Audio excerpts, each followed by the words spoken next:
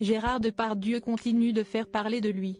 Quelques jours après la tribune de soutien à l'acteur accusé de viol et d'agression sexuelle par plusieurs femmes publiée sur le site du Figaro, Sophie Marceau a décidé de faire entendre sa voix.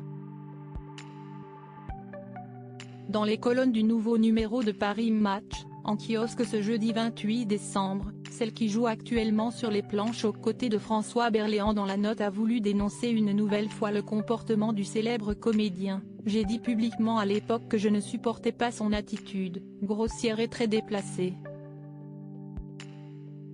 Beaucoup de gens se sont alors retournés contre moi en me faisant passer pour la petite peste. Et j'ai toujours refusé ensuite les films avec lui, a-t-elle notamment expliqué. Et l'héroïne de la boum d'ajouter, que tu sois Gérard Depardieu ou Maurice Pialat, tu ne traites pas les gens comme ça, point barre.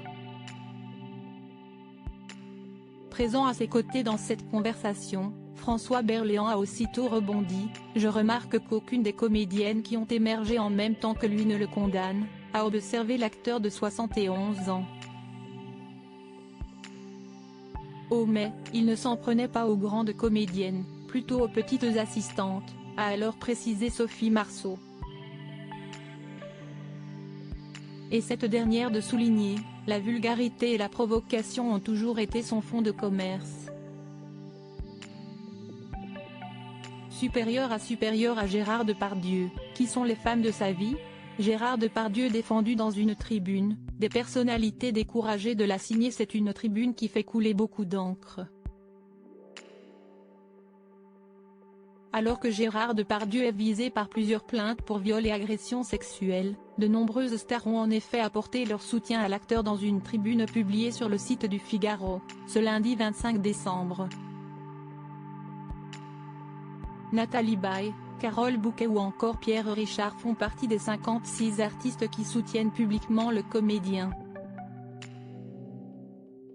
Cependant, nombreux sont ceux qui ont refusé de signer la tribune, comme l'a indiqué Le Parisien, ce mercredi 27 décembre.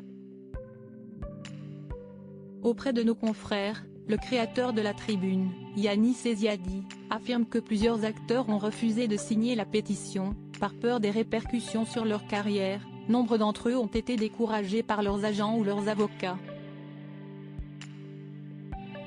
Il explique également ne pas avoir réussi à convaincre la nouvelle génération du cinéma. J'ai contacté une dizaine de jeunes acteurs.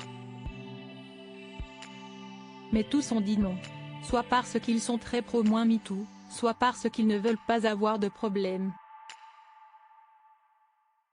Crédit photo, Mathieu Mirville.